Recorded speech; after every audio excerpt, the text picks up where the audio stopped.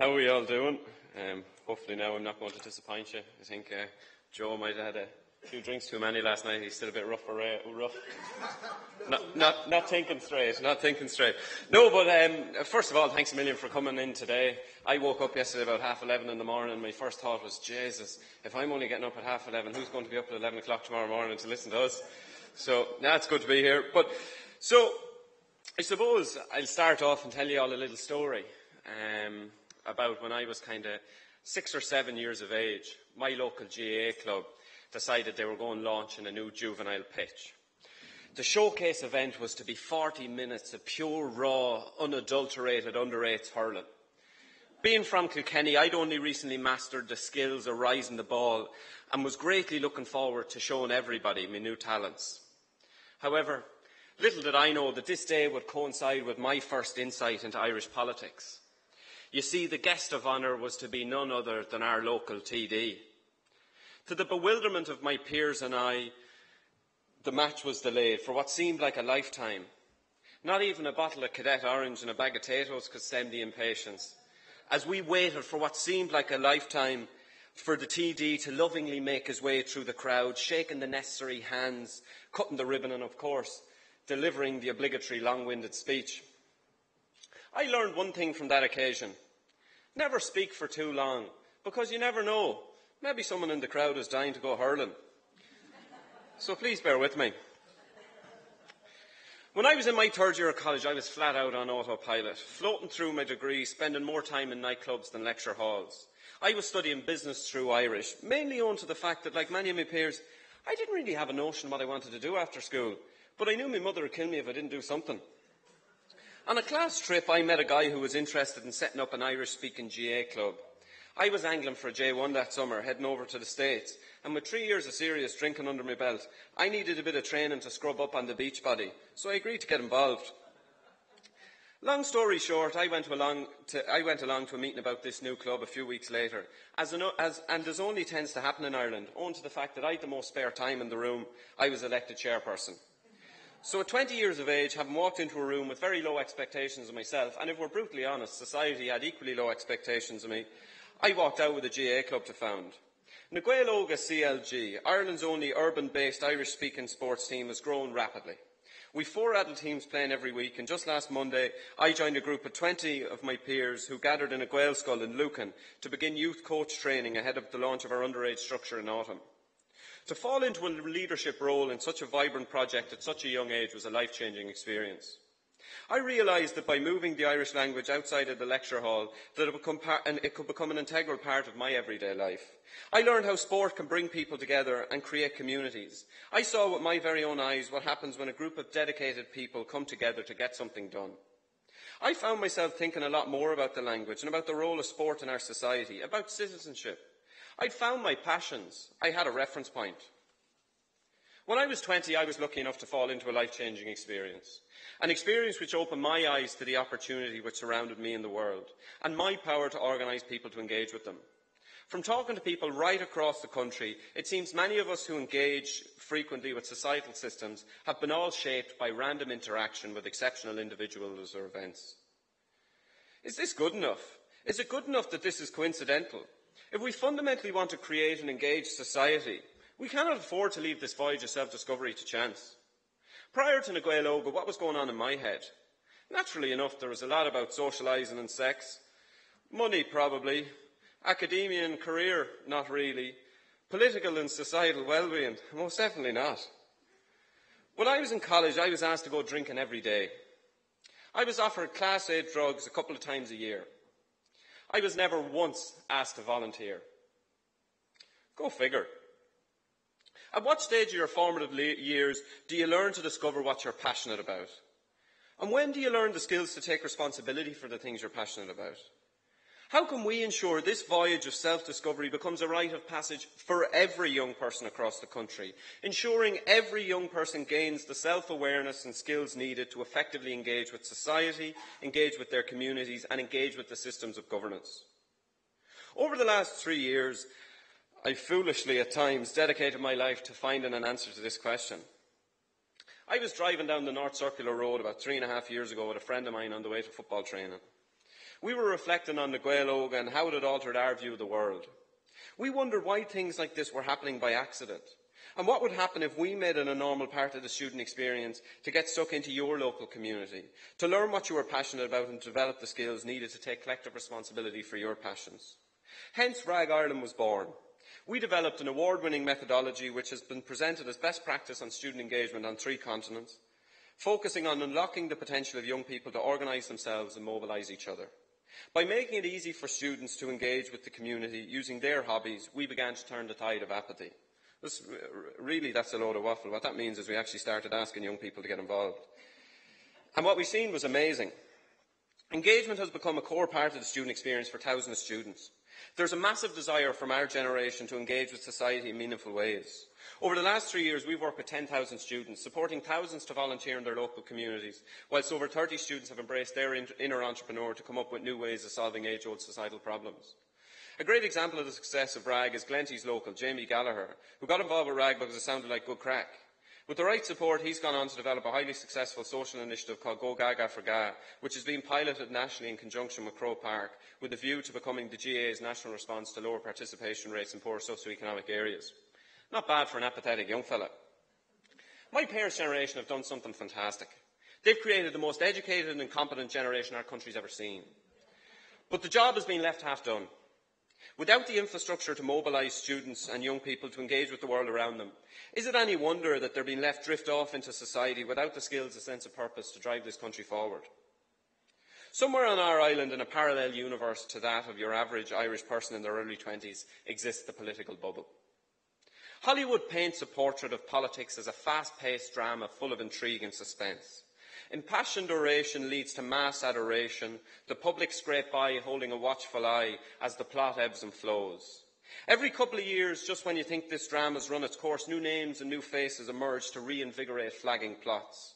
Some of the actors receive great acclaim and go down in history as legends of the game. Most end up on the scrap heap, forgotten casualties who got in too deep. However, every drama has its day. I'm not much of a theatre person, or theatre as they'd say at home. And unfortunately, I'm much the same about politics.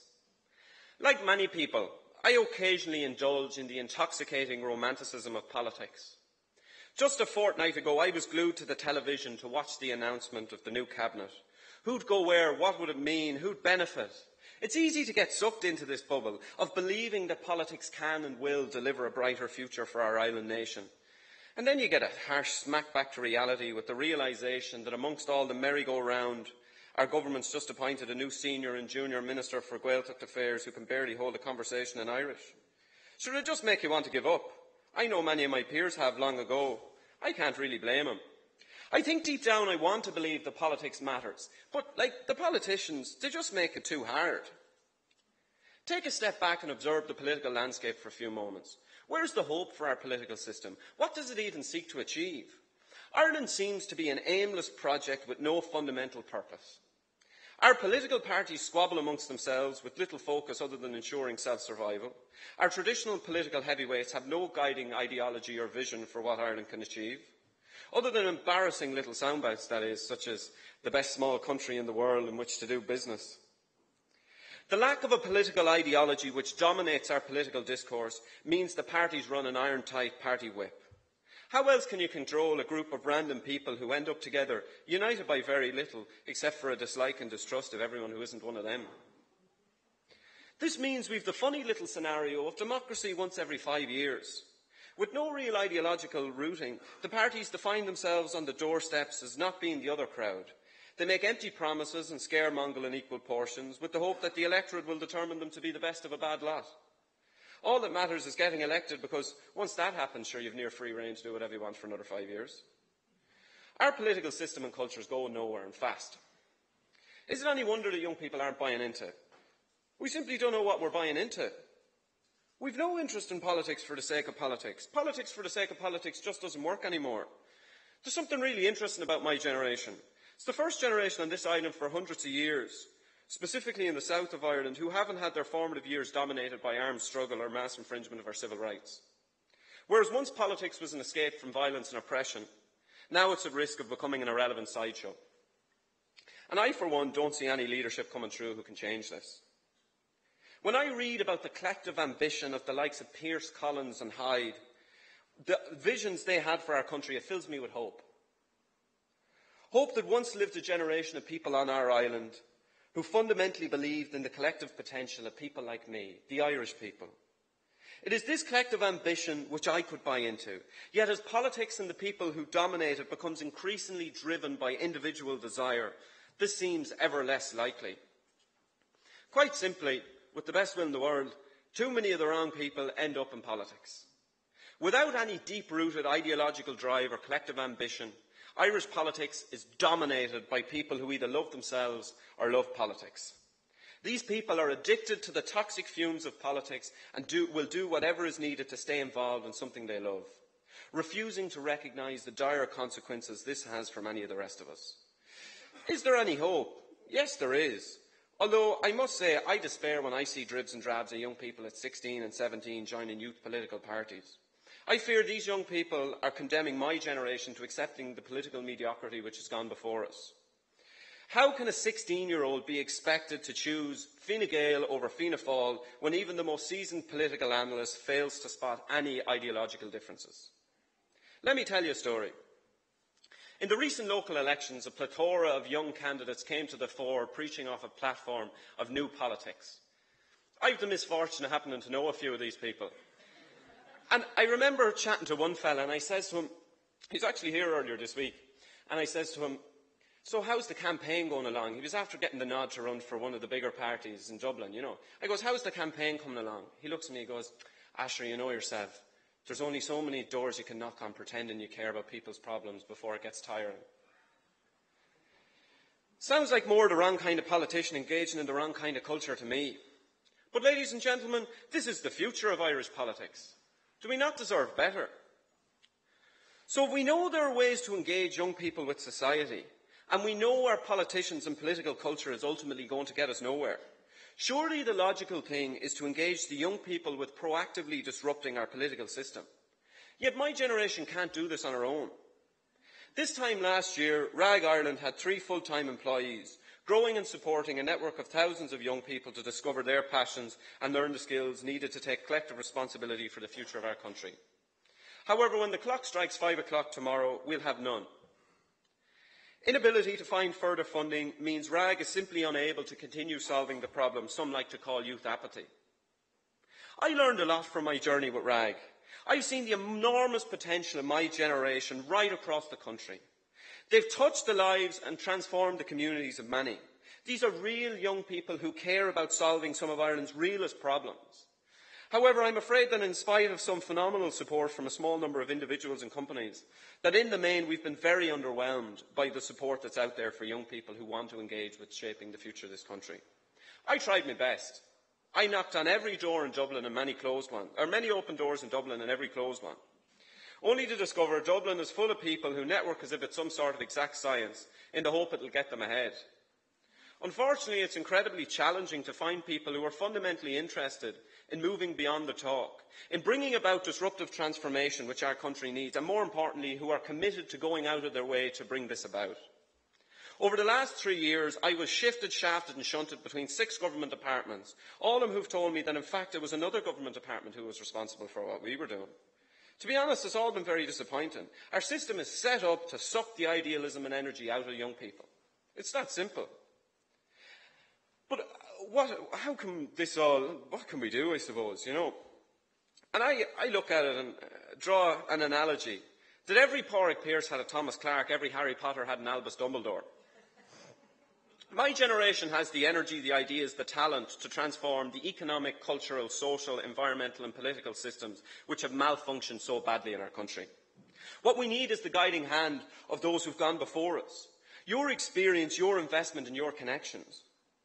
Until we manage to come up with a way of tackling these issues from an intergenerational perspective, I am afraid that we will be left in the vicious cycle where young people have the sense of purpose to change things, but eventually lose their passion and drive due to a lack of support and the unwillingness of key influencers to engage with them on a meaningful level. At the same time, older people lament the perceived disinterest and inability of young people to play a role in the future, pontificating about the needs for change, but never really getting anywhere. Like, to be honest, I'm blue in the face talking about this sort of stuff for the last 3 years. And, like, it's literally as simple as, like, if anyone actually wants to do anything about it any time, just let me know, because sure, you just get fed up listening to it, you know?